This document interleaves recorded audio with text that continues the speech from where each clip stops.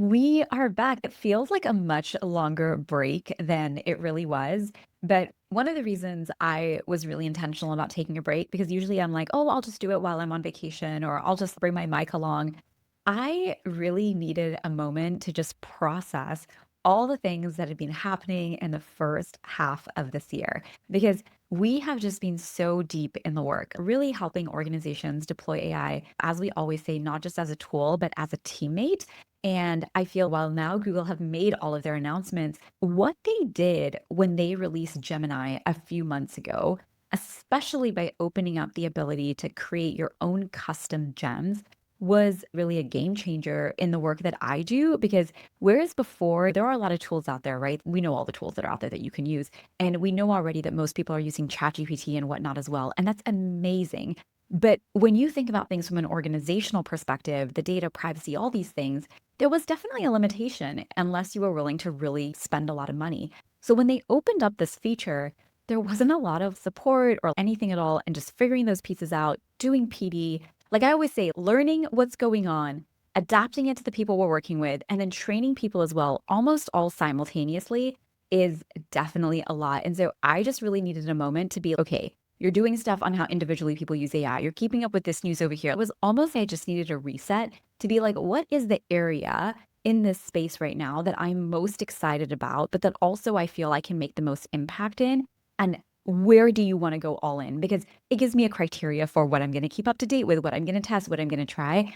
And the big thing that I really landed on is that there is a huge difference between individual use of AI and training for that and enterprise organizational deployment of AI. Now, obviously, there's an individual component that falls into that. But to me, helping an organization think about who are you hiring as these AI teammates in is probably what I am most energized about leading into the second half of the year. So that's what I took time to do and reflect on. What have you been up to? I feel like even we haven't caught up. Oh, I've mostly been reading about and thinking about and listening to podcasts about AI and, of course, doing some debate stuff. I did kick off my AI and entrepreneurship class. I So learned about it. that was great. I have 5 students right now. But we spent the first 2 classes really just learning about how to build a business, the idea of you got to find a problem, monetization, all those types of things, the business structure. We spent the last class learning about the creator economy, which I know, right, is pretty interesting and growing. And then this Thursday, we're learning how to use AI tools. So And then actually, tell me you know, about how did they respond? Because I feel like a lot of people were like, kids are just cheating. They're not da da da. Like, what was their reaction? How did they feel about it?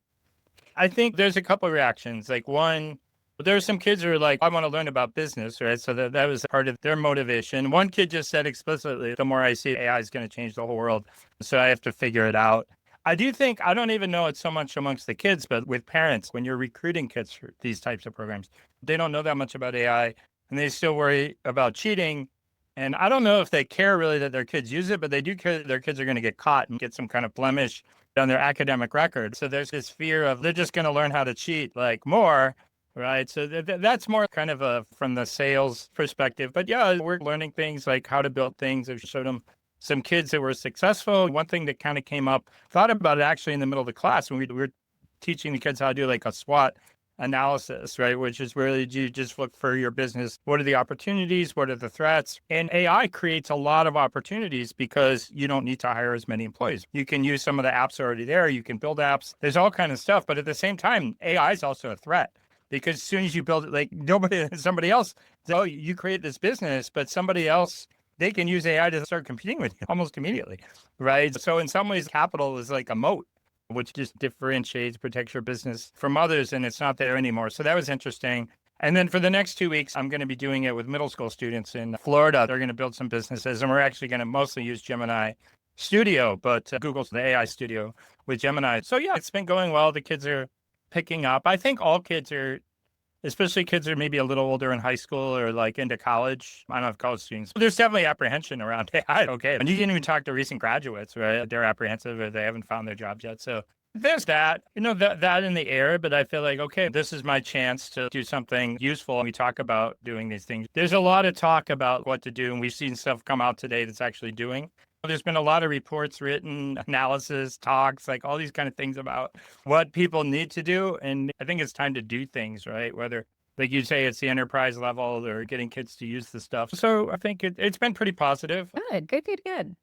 Well, you mentioned the Google stuff, so let's get into that because we are definitely back into this. We'll be back here weekly with our news updates. And so, starting with, I was at ISTE, and at ISTE, they made a pretty big announcement. And one of the things that they really did was bring in Gemini across the entire suite. So, I think Notebook LM, the podcasts, and generating those is something people are really familiar with. But the one thing I hear from a lot of people, and I think this is just the nature of how everything began, is every single person has ChatGPT top of their mind. So there are very few people who are using Gemini. And I will just say an observation, Gemini definitely seems a much more professional coworker, and ChatGPT very much feels very much more like my friend. So there is definitely a difference even in interaction. And I think one is obviously, I think if somebody's talking to you like they're your best friend, they're just way more engaging. Whereas if you're just a very diplomatic, professional type, yeah, I'm great, you're going to help me, but you don't build that emotional connection as strongly as I think you do when the opposite happens. So Gemini for Education is now integrated. But what I thought was really interesting is, and I don't know how many people know about this, I know a lot of it was very new to me, but they have an entire foundation that they are building this off of called LearnLM. So LearnLM is built on these 5 principles. And the 5 are: number 1, inspires active learning. Number 2, manages cognitive load. Number 3, adapts to the learner. Number 4, simulates curiosity. And number 5, deepens metacognition. And so that is really the goal or the criteria and the foundation upon which they are building this generative AI technology. And so you have Notebook LM, you have Gemini inside of Classroom.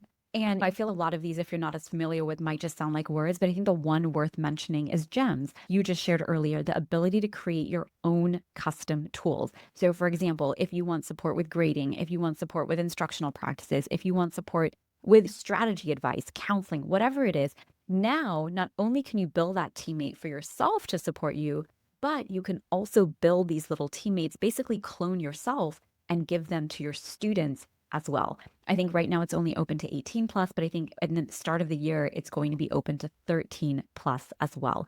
So obviously the free version has a cap. I know they are advertising a lot of it as, oh, it's free, it's free. There is definitely a cap. And I asked them about this when I was there, and they were like, it's really generous. We don't like, people don't reach it.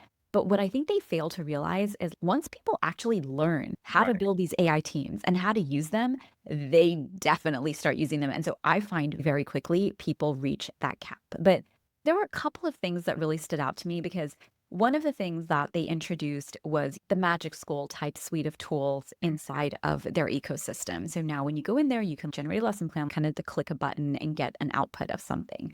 And obviously, there's no way for us to confirm this. This is literally like us just sharing observations and insights. But I feel that was not part of their original vision. Because when you read about LearnLM, and even if you look at the first things they deployed, Notebook LM, GEMS, the things they made free, if that was on your roadmap, why wouldn't that have been the first thing that you made free as a way to hook everyone in? And so there is a part of me that thinks they did this almost to hook people. They see that's what everybody's using. That's what people like. That's what resonates. Okay, fine. Let's bring that into our system too. And there's a lot of criticism I'm reading about those tools. And obviously that's not where you want people to be anyway. So it's probably very valid. I've tried it. Personally, I feel like it's a little overwhelming. When you click a button, you get something. It is a lengthy output. I mean, it's very lengthy. So I think it's very overwhelming if you're a new person who needs that kind of feature. But one of the things that I think is important, and I kind of want your take on this, is these days I feel a lot of people expect one group to take on the responsibility for everything. So if you're Google and you do the tools, then you should also figure out the proper teacher training. You should also figure out the vision. You should also figure out this. You should also figure out that. And I think right now, more than ever probably before, every single industry or everyone who comes from a different angle needs to do their part. Because there was one thing that was said. So you can be part of Google's priority program, so you get to see some of these things early. So when they were doing the webinar, the different people from the different teams were sharing. So one of the things they've also added, which I feel got no traction, is when you do an assignment, you can now tag a learning goal. And right now it's the ISTE standards, there's all these other curriculum standards and whatnot that are all integrated in, but you can also put your own competencies in. And when you do that, it can actually track student progress for that competency over time. But when she made that announcement, she said, I know a lot of people aren't going to be as interested in this, but we're really excited about it. And that one sentence tells you they have this vision for what could be. But schools, and I don't want to say everybody, but you could definitely say a majority of people are not ready for that vision. And they're being like, no, I just want to generate a lesson plan. No, I just Right. want to be able to generate a quiz. No, I just want to be able to do this. And so in that scenario now, you have this company perhaps that has a vision. And again, this is all hypothetical. This is my insight from what I got from observing. You have this company that has this ambitious vision. I think Microsoft, I think everybody would fall in this category. But I feel the profession itself is like the bar is just on the floor. And because we are not asking for more ambitious things, companies are now going to lower their standards for what it is that they are doing because I feel they brought the tools, but ultimately we have to be the ones to bring the vision. And to me, that's really leadership, being able to really ask, what do we want learning to feel like, right? What kind of decision-making culture are we building? Because it's not just humans anymore that are making decisions. Every single time someone on your team or your staff uses an AI tool that is another quote unquote digital person that is having input into your organization. And then you've been writing about this a lot. We talk about this all the time. And that is, are we designing systems where people feel like they have agency, not just automation back to back? But that was my takeaway from what they released and where it's going. Yeah, a couple of thoughts when you go back to the principles, right? That was the term that it's based on. Just a couple, I remembered off the top of my head, curiosity, metacognition. Those aren't just good for AI. Those are good for learning, school, life. Be curious, think about what you learn and how you learn and your role in the world, right? I think they have a strong understanding of a lot of the important things in education. And they're things that in the day-to-day teaching, you say, oh, I need a lesson plan. I need a quiz. I need a worksheet for this kid who wasn't here the other day, right? There's all these things just going to pump it out, which AI can do really well. This is why some of these other products are very successful. It was pump it out. So I think we see where that happens. Of course, if you don't have users, if you're not getting the educational users, it doesn't matter if you have this kind of grand vision or vision you think is the best, right? So they probably need a little bit of that to gain some traction in the schools. But I do also think it's like you're saying, the ability to create, whether it's create like gems or there's tools I know you talked about in your class and in the course and Canva, and we're seeing now too, like Lovable, all these kind of Rourke I played with. You can just make apps for anything you want. So it's like you can build your own teaching assistant, your own tools, your own projects, your own collaboration. I think that's the next wave of what teachers and everybody needs to learn. But if you didn't learn the first part, if you didn't learn first, there's like this chatbot and doing these things, it's hard to understand. Now you can essentially build your own chatbot or whatever it is you want to call it, right? So if you didn't know there were children and then you learned you could have a child, right? It'd be a bit shocking.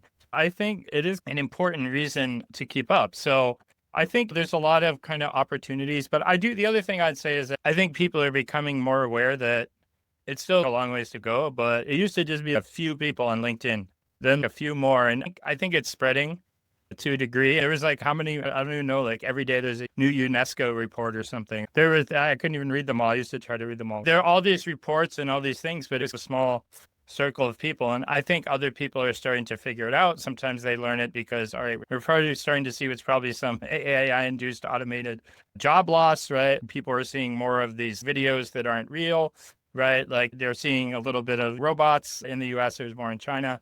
So people are starting to see things and they're like, oh, they're still a little bit like, well, it can make a mistake. There are all these people who just dismissed AI because it makes mistakes.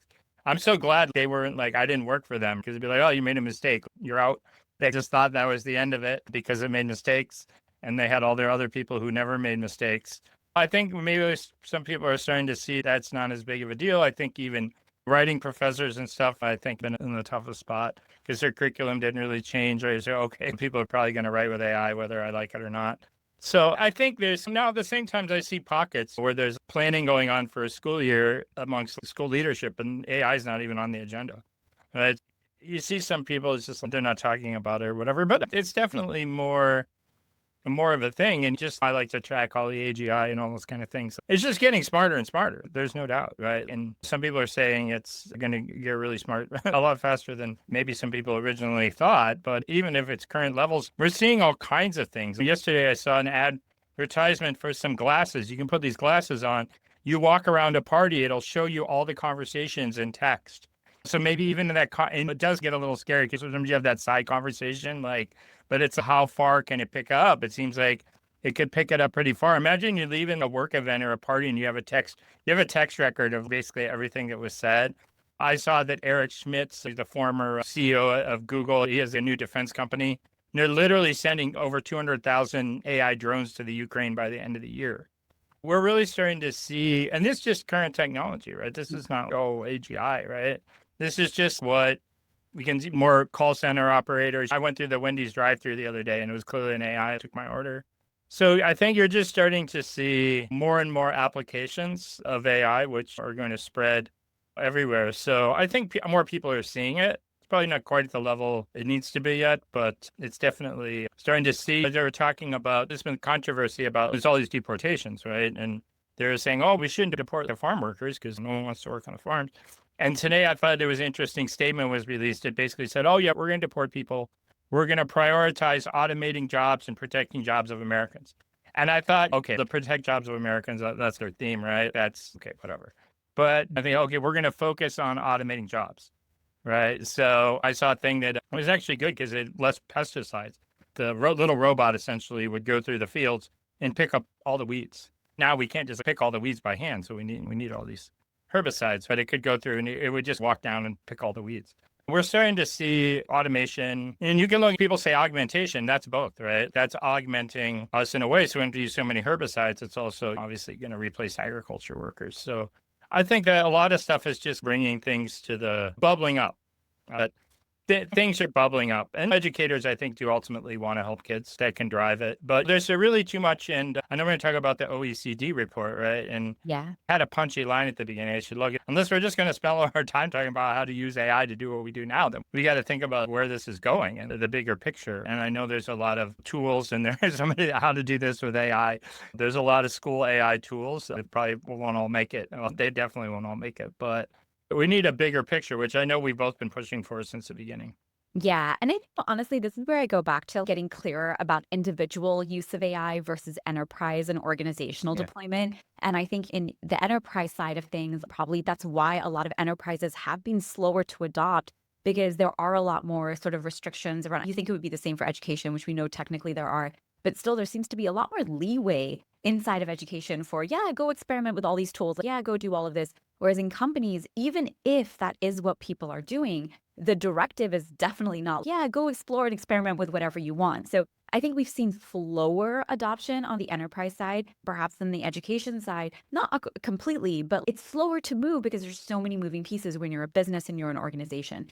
And so I think now really getting specific about this differentiation is really important. But we talked a little bit about LearnLM and Google and those 5 things. You brought up the curiosity and the metacognition. And you brought up the OECD reports. Maybe let's just do that one right now. So if you obviously will link all the reports and everything for you in the show notes. But basically, the OECD came out with something called an AI capability review. And it was their attempt. And they said they had spent 5 years putting this together, which I thought was really interesting. I think people should incrementally release things, not 5 years later. But anyways, they had spent 5 years putting this together. And basically, the question was, what are really the capabilities for AI? They were really trying to measure what it was that AI is really able to do. And so let me see, I actually have it here. There are 7 capabilities that they categorized and scored on a scale of 1 to 5. And it is worth noting, no category scored above a 3. So they have creativity, they have metacognition and critical thinking, they have problem solving, they have vision, manipulation, robotic intelligence, social interaction, knowledge, learning, and memory, and language. And what I thought was really great as well about what they did was they created a very specific definition for each one. So there's no vagueness. And they also do acknowledge that we know not everybody is going to agree with our assessment. So they also really identify what made them give each of these a score. But the only ones that scored a 3 were language, creativity, knowledge, learning, and memory, and vision. And so I just thought one of the things that really struck me was I hear a lot of people debate whether it has these skills or not. I know even with the LearnLM, people were like metacognition, and or creativity, it's not creative, or it can't problem solve and all this kind of stuff. And I feel the fact that they even organize those parameters the way they did, or those indicators the way they did, tells you it's almost like they're saying, hey, it does have these capabilities. Here's how it's scoring. And I feel if you're looking at a scale of 1 to 5, And so many of them are already at 3, even just in the early days. When we think again about schools and about kids, I always say like the class of AGI. 5 years from now, it's not hard to see a world where the numbers are 4s and 5s, right? Yeah, I would think when I looked through it this morning before the podcast, it's like, okay, I've been looking at a lot of what people have been saying about AGI, and we just talk about the benchmarks all the time. And I was like, this is pretty consistent with what most people say. I think some people would give maybe a higher score to knowledge. They discount it a lot, I know, because of hallucinations. But if you look at the benchmarks, right, science, knowledge, graduate level knowledge, if anything, people say that those are saturating the benchmarks. And it'd be like, does it know more than what 50% of people on Earth know? Yes. Is it more than 95%? Probably not. Is it more than the top experts in the world? Almost certainly not. But it's pretty high up there on knowledge. And if you look at, so Francis Chollet created this thing called the ARC test, which is the abstraction and reasoning corpus. And he just gave a lecture on it, which I listened to. Pretty good. And there's these 3 levels. The one is these traditional benchmarks, knowledge, right? And he's okay.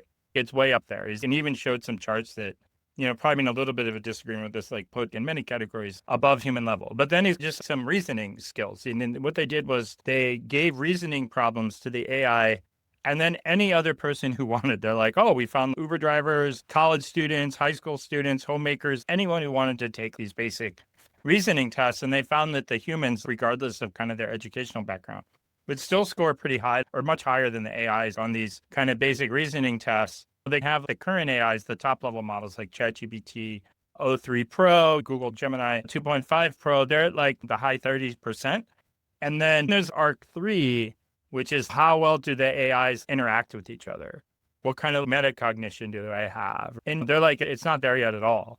A couple of things stood out. Okay, A, that's generally consistent with the OECD's finding, absent maybe this knowledge thing. 2, we have kind of ways to go on ARC 2, and maybe that gets you into 4s, right? 3, 4s, and then all the way ARC 3, which probably gets you into about what here is 5s. But when you say ways to go, people are saying what 1, 2, 3, maybe 5 years. When you ask, even Dennis Sabba, who has like a really hard to meet definition of AGI, it includes all these things, knows more than everybody, he hardly ever makes a mistake, full reasoning capabilities, interacting capabilities. He says slightly after 2030. Other people are basically flirting with this a little bit before 2030 or after 2030. And I like how Sundar Pichai, like I listened to his Lex Friedman interviewed him, and he was like, look, when he talked about this, and he said, oh, I think probably a little bit after 2030s, but it doesn't much matter. He's like, in 2030, you can call it whatever you want. It's going to be like, it's night and day compared to what we have now. I heard another podcast where somebody mathematically calculated and basically will have 1,000 times the capabilities of what the current AI systems have. So you're looking at some very sophisticated systems that have top level reasoning, who know most things, that can interact, right, and have metacognition. And what kind of scares me a little bit is I think schools are mostly focused on level 1, kids learning content. There's some level 2, when I'm now to go back to the ARC, right, or similar to the OECD, right? There's some level 2 stuff. Obviously, they try to get kids to reason and think. It seems like a lot of that kind of comes naturally a little bit, right, to get where people are. But what's happening for metacognition? What's happening for all the interaction that's necessary? All these hundreds of billions of dollars that are being invested in AI to take it to this next level. And we just saw Meta form this super intelligence lab. But they're paying, there's different like rumors and how accurate they are. But I think the more reliable ones is they're paying people $300 million for a 4-year contract. They get $100 million upfront. And that's just a microcosm of the investment that's being made to try to get to an AGI where we have metacognition. Imagine if they were like, oh, instead of hiring a secretary of education that's AI is A1, they're like, we're going to find the very best person who knows the intersection of AI and education, and we're going to pay them $300 million over 4 years, and they get a $100 million signing bonus.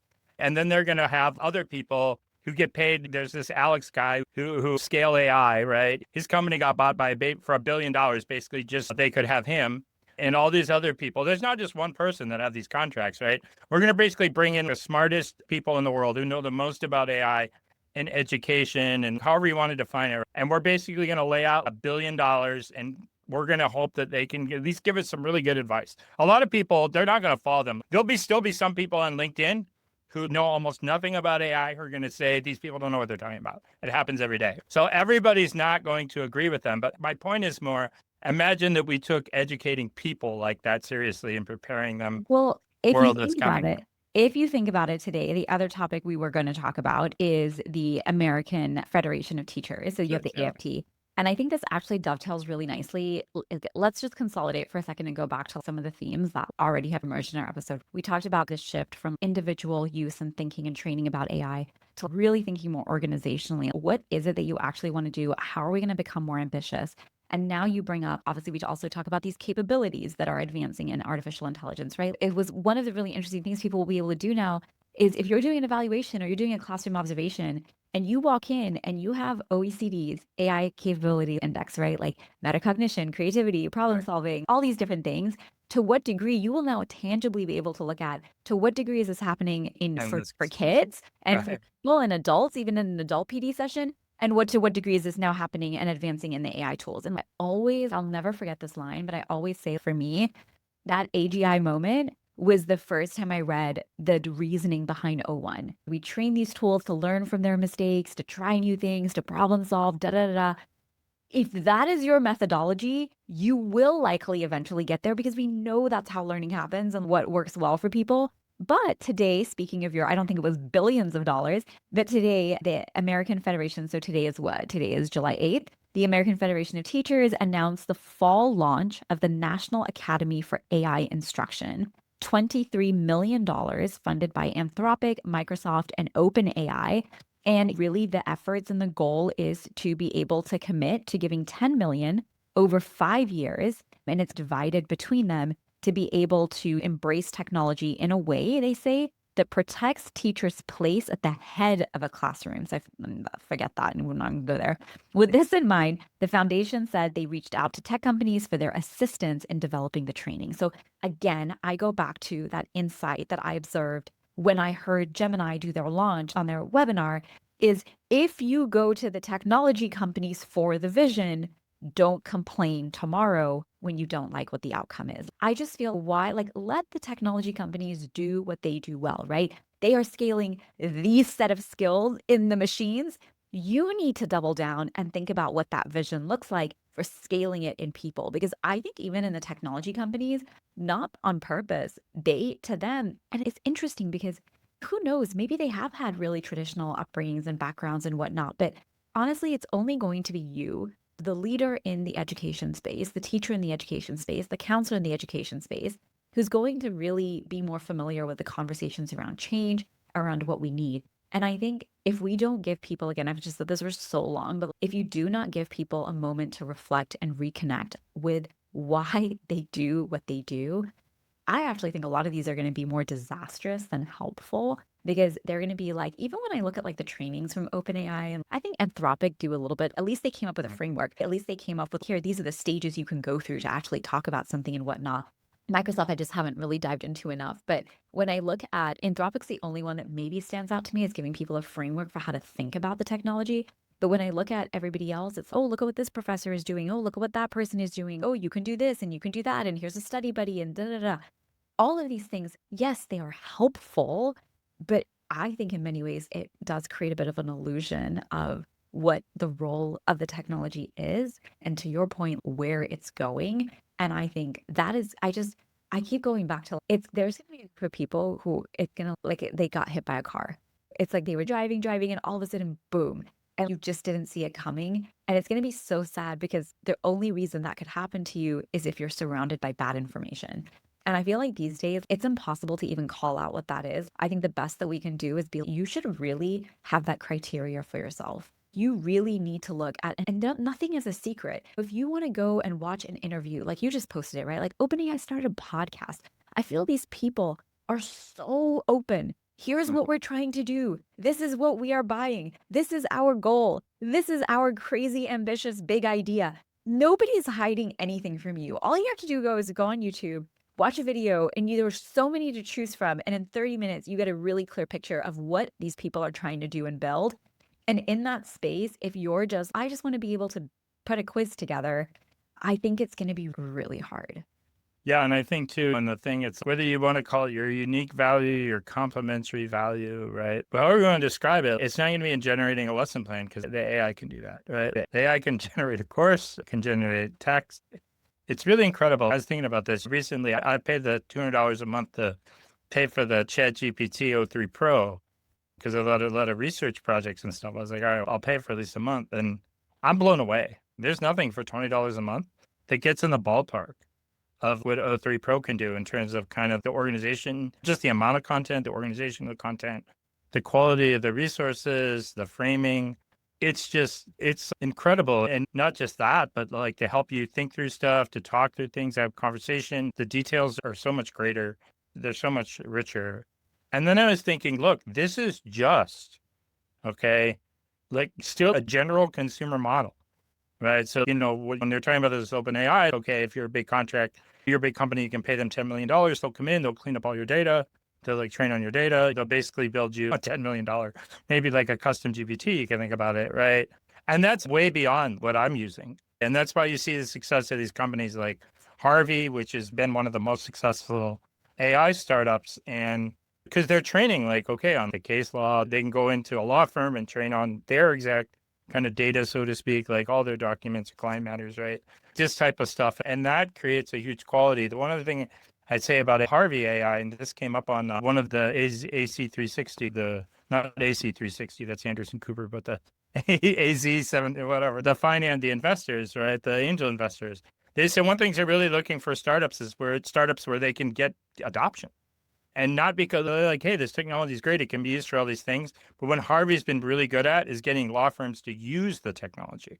And that, whether you want to call it change management, it comes back to some of the stuff you were talking about earlier in terms of how it gets adopted, right? There's a whole human side of this. But I know that kind of just ended up in a lot of different things. But the point being like that we always go back to, why are you using this and what are you doing with it? And I don't think there are enough people, we talked about change and things coming up, that enough people are realizing the significance of the technology to think about how this changes what and how we need to teach. It's almost like everybody assumes that there's this thing, what and how we need to teach. It's sacred. And then it's more, does AI help us do that better? Or does it help us do it? Does it hurt us? And it's a little bit of probably both are going on, especially depending on how you use it. But it takes this level, not like you think of it a level or whatever. It takes all the content for granted, as if we shouldn't have taught this in the 1500s or like an agriculture economy. They're different things, right, that people needed to learn. This is all taken for granted. I saw a podcast, it was like more of a meeting. It was at a Harvard with Arvind Srinivasan, one of the founder of Perplexity and the co-founder, who's the CTO. And there was a Harvard computer science professor who was asking him, okay, what do we need to teach students? And the CTO started talking about, how to use the tools. He's, show them how to use the tools to learn the class content and show them how to use the tools yourself. And it was interesting. He interrupted him. He goes, no, that's not what I'm asking. I'm asking you what do you think kids should learn? And it was interesting because I was saying that too when he was answering. He answered back and then he's like, no, it's the same answer. He said, if you don't know how to use these tools, regardless of what you're studying, then really have anything for you. And everybody says that's like the hardest question. And they say, why? And then Arvind, he followed up with that. And he talked about agency.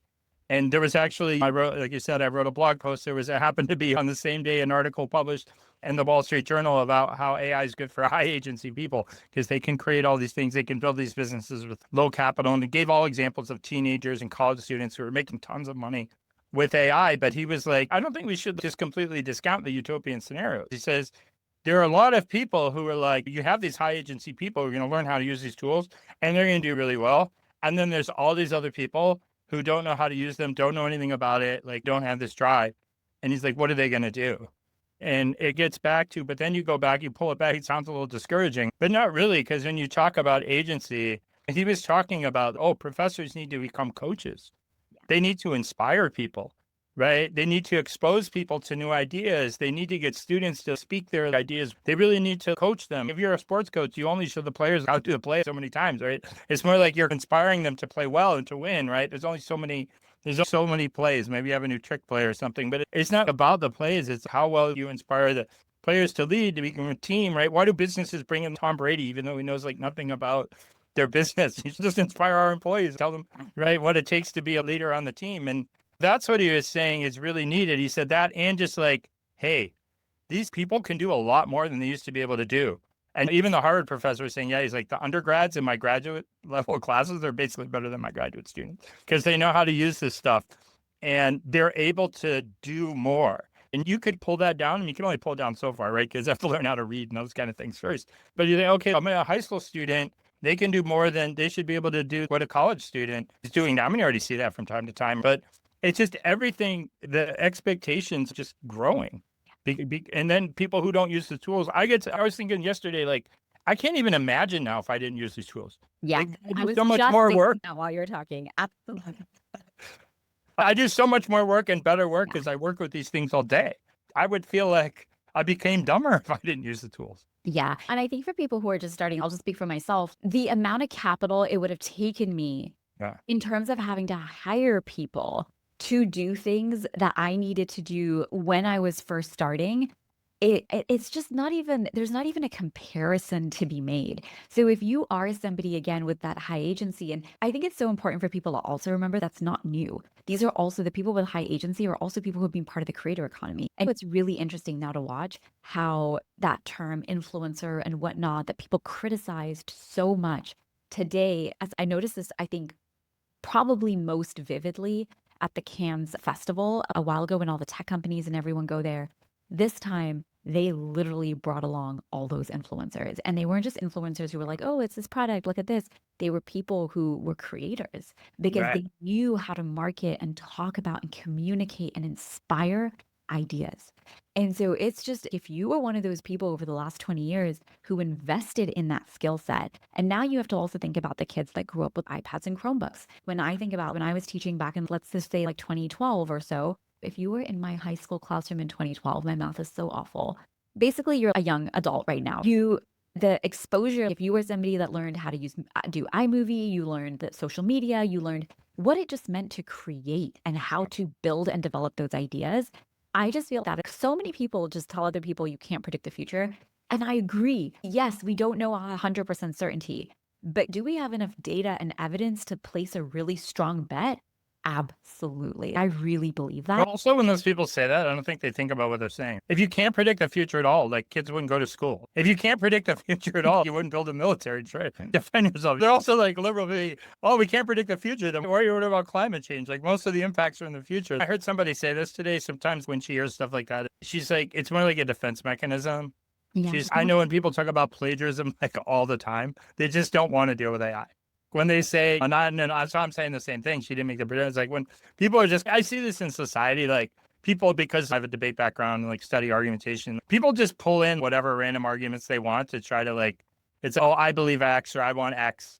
So I'll make all these different things. You see it in politics. Oh, it's a media. Every party's like, it's a media or it's this or it's that. So people are good at, well, then unfortunately, I'm good at just like picking arguments. So you have to, if you're in education, what else are you doing other than predicting the future and trying to prepare kids for it, right? And I think that's the key, right? It's not predicting, it's more like preparing. But there were some articles this week that do give us a little bit of insight into that. So one of them was actually the CIO of Goldman Sachs. And so he did a couple of interviews, actually, I've noticed, and a couple of things. But his name is Marco Argenti. He's the CIO of Goldman Sachs. And basically what he said is we are going through just a really big generational shift right now, but not so much just from the technology perspective. The technology perspective is a given now, okay? But it was more around how work is being defined. And a really big part of that, he said, was because of the rise of agentic capabilities in these AI tools. They're not just assisting you anymore, they are acting on your behalf. And I was thinking, take this back a little bit when I was sharing about our summer reflection.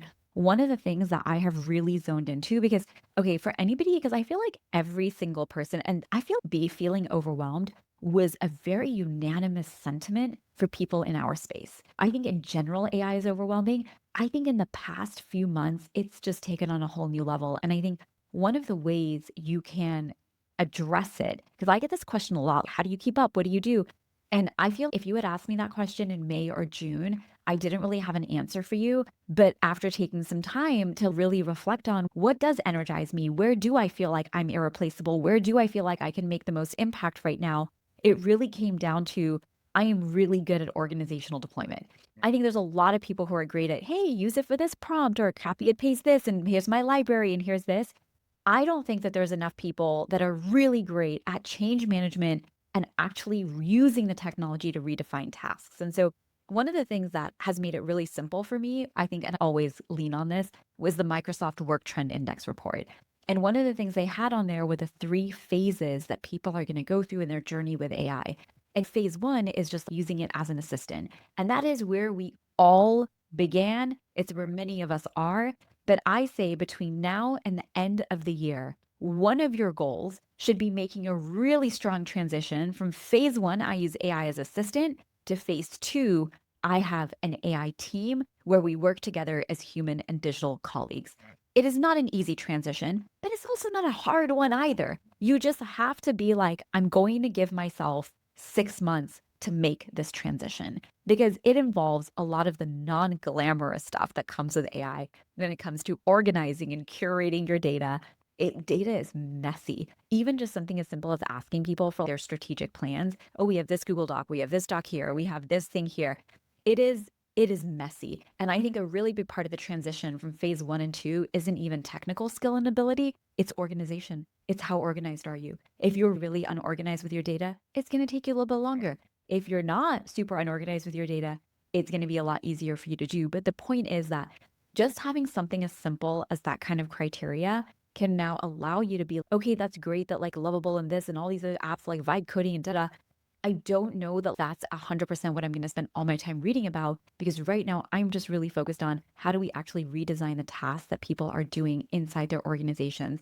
Because one of the things that, and this goes back to that, what is the benefit or the outcome of the goal of what we're trying to do and move from phase 1 to phase 2? There's 2 big things, right? There's the obvious one of, hey, this is agentic AI that's coming. This is the skills that are going to prepare you. That leadership, that managing of the AI. But there's 2 other big things. Is number 1, you become much more aware of the friction that exists and why people can't get things done. If you want to become learner-centered, or you want a project-based approach, or you want to integrate entrepreneurship or whatever it is, why is that not happening? Where are the friction points? And that to me is what you hire the AI teammates to do. And then the second part of that is what it is to actually manage these tools, right? That's a really, I don't think people understand enough that most people already are bad managers. It's one of the worst things ever. Is you don't just have to now think about managing people, you now also have to think about managing intelligence, managing digital tools, collaborating in these spaces. So it would be one thing if collaboration and leadership were at the highest of highs, but we're at a time where like trust has never been more broken, teams have never been more vulnerable. I don't know that a lot of people are walking into spaces where these things are strong. And so it's almost there's a bit of double work to be done. But even though there's double work to be done, that it can be done when you take this approach of looking at how do I move from phase 1 to phase 2. So anyways, so back to that article, that's really what he was saying. He's like, we're going to start managing systems that have autonomy, and that just requires a completely different skill set. It basically says in here, your newest hire isn't just a fresh grad, it's an AI agent that can operate 24/7, take initiative, interact with data, tools, and people, often better than we can. But here's the catch. You can't just delegate to these agents. You have to supervise them, redirect them, and manage them. And that is not a technical challenge, he says. That is a leadership challenge. And for too long, and I think this is why agency is a challenge, because people think to have agency, they need years and they need a title. And right now, the people that are willing to be like, why? I don't need a title, right? I don't need to wait for somebody to tell me I can do this. I'm going to take the initiative to do that anyways.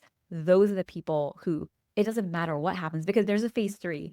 So phase 3, they say, is human-led, agent operated, I think is what it is. And I keep telling people, let's not even think about phase 3 right now. That's such a crazy world. But I do believe if you nail that transition from phase 1 to phase 2, and you get super confident with what he's saying right now, supervising them, evaluating them, redirecting them, managing them, when phase 3 comes, I think you're going to be able to figure it out. You'll be able to figure it out. And I think that's the most important thing you can ask for right now in these next 6 months.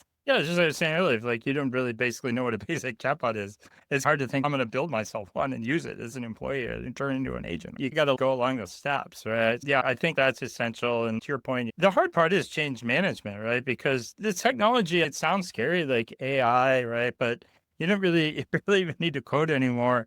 They make the tools as easy as possible to use. Even when you prompt, they try to improve your prompt before they send it into the system, right? You still need to learn how to prompt. But my point more is that they're working with you. They're trying to help you work with it, right? So then it's okay. We can basically work with these things. We get better. We share ideas.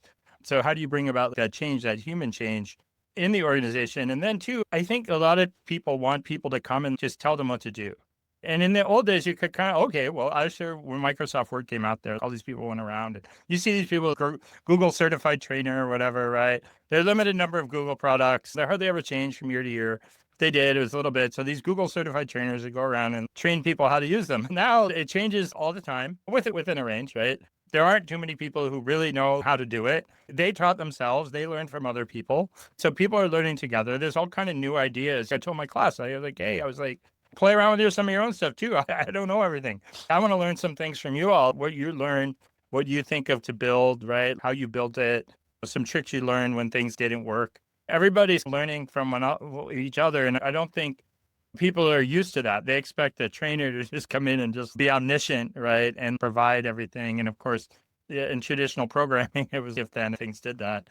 And people also apply that old way computers work to the new way, right? And it's an interactive form of intelligence. And intelligence being in a non-organic matter is something that people really haven't wrapped their head around. Some people just, how does it work? It's modeled after your brain. It's right. They're basically neurons, right? They're basically like artificial neurons, and it's not a perfect replica, but it's modeled after your brain. It's designed how your brain works. You think about what your brain can do, you can think about what the AI do. But a lot of people they're not even in that mindset. But that's part of the change management. And I think, though, to wrap it up here, my final comment, I think you see, okay, capabilities are growing. More people are becoming aware. People want to learn about it. More people want to think, okay, how am I going to maneuver my organization around this, for lack kind of a better term? So that kind of demand is there. And how do we help organizations adapt? And I think it's just really important to also note, because I think this is what holds a lot of people back. I think people are so much more ready for things than people believe that they are. And this kind of really complements the agency piece. It goes back to what we know about good relationships when it comes to teaching and learning. If I don't think you believe I can do something, my motivation to do it is already low.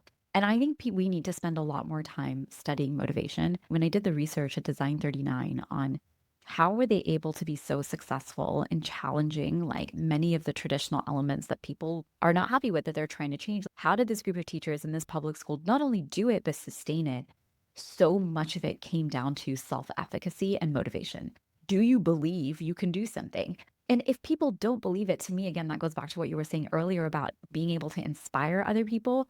Then your job as that coach or as that leader is to inspire people. And I have to say, the people who just open that door and say, I don't really know who all is going to take me up on this, but hey, I believe that this is important and I want to bring this to our people. They are constantly in awe, not only of how many people show up, but of what it is that people do. And I've been doing these trainings on building your custom AI team with gems for the last 3 months, basically ever since Google made it available to everybody. We had been doing it with custom GPTs and leadership teams before, but to see it in the hands of teachers is just a different kind of joy, to see what those things that we talk about really come to life. And what I have found across the board, not only are they so amazingly talented when it comes to creating GPTs, because they know how to direct, right? They know this. So I needed to have this very specific pedagogical strategy and I needed to grade it in this very specific way. So they are really good at like, And it used to be there are other objections to the models generally if they didn't do this absolutely. exact thing I needed to do. Yeah. So they're really good, I've noticed, at giving those directions and creating those instructions. And so once they have, I would say a good hour and a half to just sit there and build it. And the way we do it is we build these examples and we give them out and we say, okay, now that you have this, like there's a whole workflow to it. And if this is something that you are interested in, we actually did package this together as a mini course. You can do it in about 45 minutes. It's called Build Your AI Dream Team with Gemini and Canva. everything inside of that is completely free. I think this was a really big game changer between the two. So it's like you can go in and basically we walk you through the design of an entire experience from start to finish. It can be an instructional experience, it can be a strategy experience, whatever you want it to be. We do it from start to finish. We show you the Spark prompting framework, how to do it with a regular chatbot, and then how to go in and take that and build your own teammate. And that's a course concludes is, okay, now that you've done that with one experience, what are the teammates you want to build? How would you build them? And then the Canva piece comes in because that's how you execute on many of the design elements. Canva has the code feature. You want to do a handout or a template or a workbook or a guide to navigate how you're going to facilitate an experience. You can literally take what you got in Gemini, put it into Canva, and boom, you're done. So the two together are literally what I call a dream team. But it is a fantastic resource if you are looking at, hey, I'm really curious about how we start moving our staff from phase one, AI as an assistant, to phase two, building out this AI team where they are learning how to do this intelligence, supervise it and whatnot. The course, we will link it for you below, is available. And we also offer them as in-person trainings and virtual coaching sessions as well. And I think this is a theme we're going to start hearing about more and more in the second half of the year. It was funny, I was just on a call this morning with one of our new year-long partners, and he was like, see everything in Gemini, but everywhere I go, I hear ChatGPT. And what I told him was, you are not going to hear people say, hey, we're building out an AI team in our organization using these tools doing XYZ. You're going to hear, I made a chatbot. You're going to hear, I generated this. You're going to hear, I.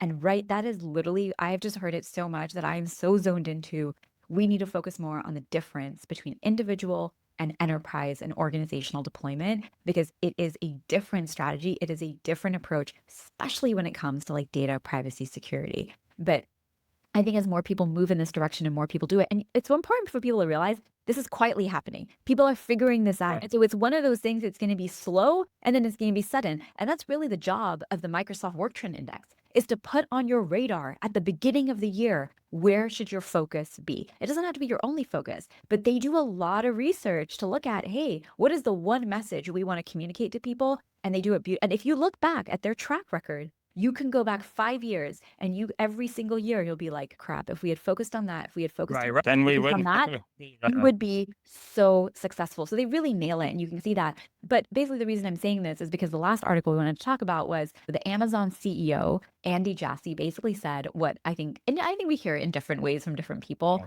but he basically said AI is going to reduce our total workforce. And then it just so happened that 2 weeks later, Microsoft laid off like 9,000 people. And I think every day we hear about that and whatnot. But what the article really went into, and like I said, we'll link it for you below, is who's most at risk? Is it the entry-level person who's most at risk, or is it the most experienced person who's at risk? And they quote a bunch of different people. They quote Dario, the CEO of Anthropic, who says basically half of all entry-level jobs are gone within 5 years. But then you have, on the other hand, OpenAI's Brad Lightcap, who are like, no, it's going to be the more tenured people. They're the ones who are most vulnerable.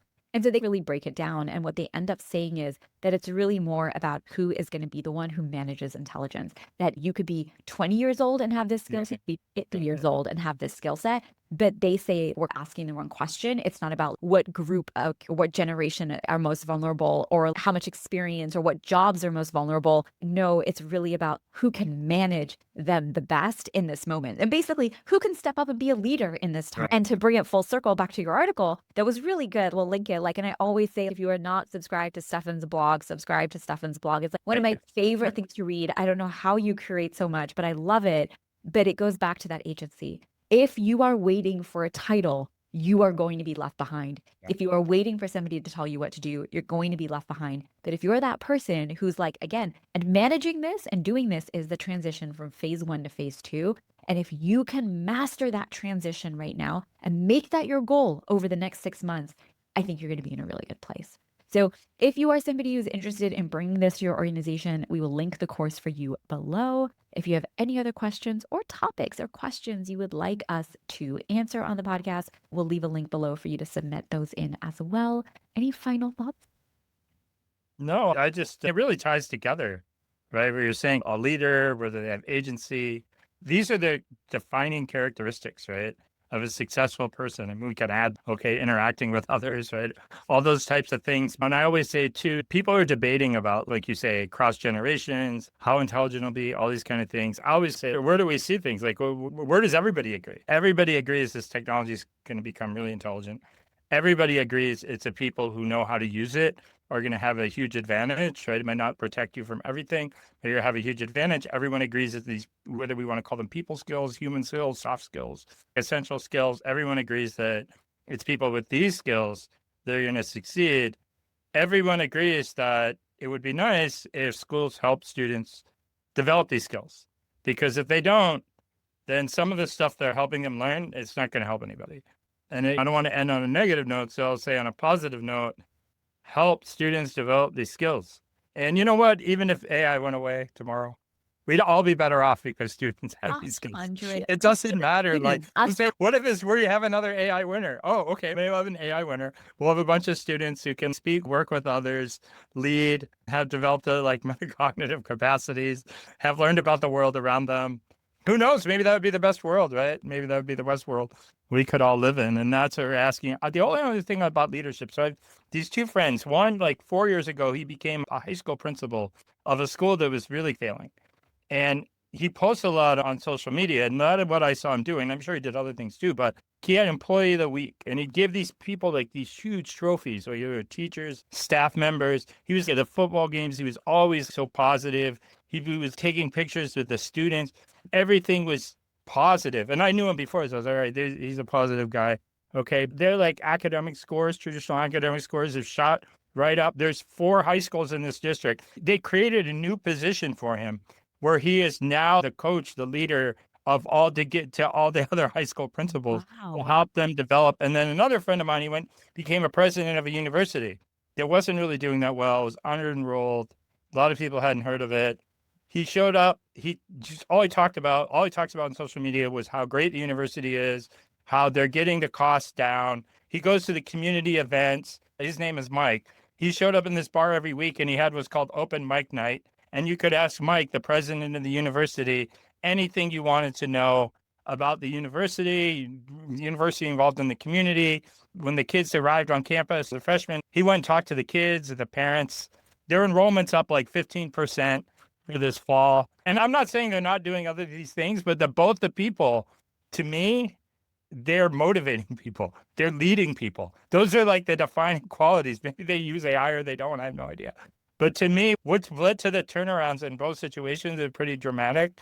To me, it's just the positive energy. Because look, if you're at a school that's doing poorly academically, you're in a university's enrollment's declining every year, it'd be pretty easy to be negative. And just, we're just waiting on our time. How many years till I retire? No one's ever going to come to school here. Nobody's ever going to graduate. It's very easy to get caught in that loop. Obviously. Totally.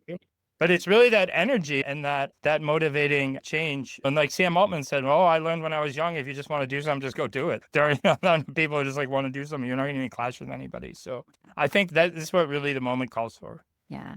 And what I love most about that is like deeply human work. Yes, Right. AI can support you. Yes, AI can help you in organizing that and saying things and doing things and giving you ideas. But ultimately being that person in the world, it is the deeply human work that I think is so important for us to embrace. All right, everybody. I Right. hope you enjoyed this episode. Definitely a little bit longer. We just returned and we will see you next week. It's your turn to join the conversation by sharing what you enjoyed or what questions you have.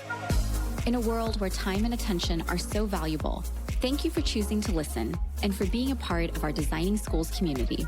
Leaving a review for the podcast helps others learn about the show, giving them the gift of knowledge and allowing this community to help create access and exposure to ideas and opportunities others may not even know exist.